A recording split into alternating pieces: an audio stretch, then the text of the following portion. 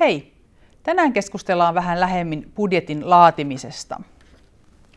Voimme katsoa, että on 3 erityyppistä budjetointimenetelmää. Ensimmäinen menetelmä on tämmöinen autoritäärinen breakdown-menetelmä, jossa yritysjohto aika paljon sanelee sen, että minkälaisia tavoitteita asetetaan. Tavoitteet tulevat selvästi johdolta ja henkilöstön tulee sitten sopeuttaa toiminta näihin annettuihin raameihin. Esimerkiksi yritys voi sanoa, että meidän täytyy saada lisää markkinaosuutta, meidän täytyy lisätä kannattavuutta tai että emme saa lisätä yhtään henkilöstöä.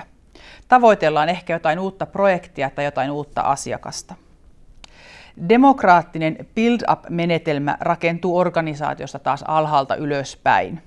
Esimerkiksi myyjät budjetoivat asiakasmyynnit tuotteittain ja pohtivat yhdessä markkinointipäällikön kanssa, minkälaisilla toimenpiteillä saadaan aikaan lisää myyntiä ja sitä kautta kannattavuutta. Tyypillisimmillään kuitenkin budjetointi varmasti on tämmöinen yhteistyömenetelmä. Se on iteratiivinen useiden kierrosten menetelmä, johon tulee mukaan sitten henkilöstöä useilta eri portailta.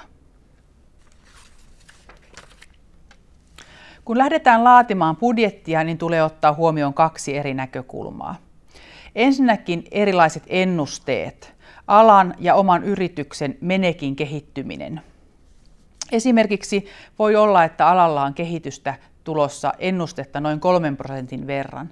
Eli yrityksen myynnin tulee kasvaa 3%, että pelkästään pysymme kehityksessä mukana ja säilytämme markkinaosuutemme. Jos sen lisäksi haluamme vielä lisätä markkinaosuutta, tulee meidän budjetoida entistä enemmän. Omat aktiiviset toimenpiteet myös vaikuttavat siihen, kuinka paljon budjetoidaan. Jos aiomme tehdä jotain uusia kampanjoita, niin odotamme tietenkin, että se myös lisää sitten myyntiä. Budjetin laatimisessa voidaan huomioida yrityksen 2 tavoitteet. Ensinnäkin taloudellinen tavoite, joita voi olla vaikkapa se myyntitavoite tai tuottotavoite. Toisaalta voidaan huomioida myös toiminnallisia tavoitteita, esimerkiksi markkinaosuuden kasvattaminen, tietyt valmistusmäärät tai vaikkapa tietyn asiakkaan saaminen meidän asiakkaaksemme. Budjetin laatiminen aloitetaan useimmiten kriittisestä toiminnosta, joka usein on myyntitoiminto. On kuitenkin huomioitavaa, että yhteistyötä tehdään organisaation eri osapuolten kesken, eikä myynti pelkästään yksin tee tätä myynnin arviointia.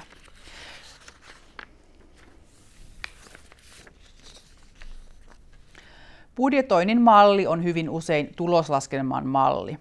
Lähtökohtaisesti siis budjetti rakennetaan tuloslaskelman muotoon ja tällä kyseisellä slaidilla onkin näkymä siitä, minkälainen on tuloslaskelma kokonaisuudessaan.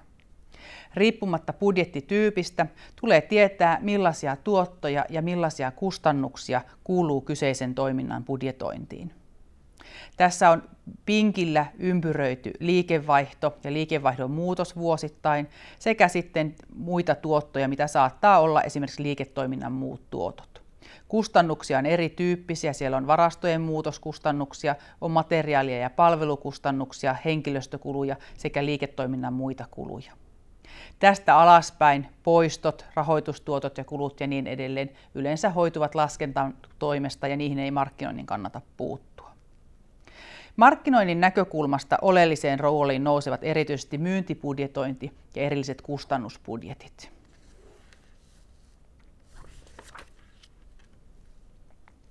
Tässä seuraavalla kalvolla on esimerkki myyntibudjetista. Tässä on pieni makeisteollisuusyritys Fitness Candy, joka on budjetoinut tuoteryhmittäin ja asiakkaittain. Siellä on laitettu tuoteryhmiksi irtokarkkeja, rasioita, pastilleja ja lakritsituotteita ja asiakkaita ovat Life-myymälät, ruohonjuurimyymälät, Metro Tukku sekä muut myymälät. Tässä ei ole huomioitu edellisten vuosien budjetteja tai toteumaa eikä useampaa vuotta eteenpäin, vaan ainoastaan 1 vuodelle. Tämä on hyvin yksinkertainen asiakkaittain tehty budjetti. Myyntibudjettia huomioitaessa tulisi huomioida sekä myynti että mahdolliset myynnin oikaisuerät, kuten esimerkiksi alennukset, joita saatetaan antaa vaikkapa vuosisopimusten puitteissa. Myyntibudjetti kannattaa laatia asiakkaittain tai esimerkiksi myyjittäin, vähän riippuen sitten siitä yrityksen toiminnasta.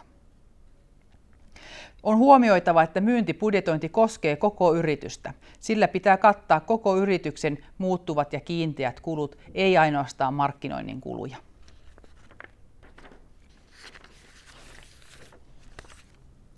Kustannusbudjetointia tehdään aika paljon yrityksissä ja hyvin erityyppistä kustannusbudjetointia. Oleellista on miettiä, että mitä kustannuseriä tehdään, mitä kustannuseriä budjetoidaan, mitä itse asiassa halutaan tarkkailla. Tarkkaillaanko koko markkinointia vai jotain markkinoinnin osa-aluetta? Tässä esimerkissä on esimerkiksi tuloslaskelmasta otettu esille ne kohdat, mitä pitää huomioida, kun budjetoidaan markkinointia.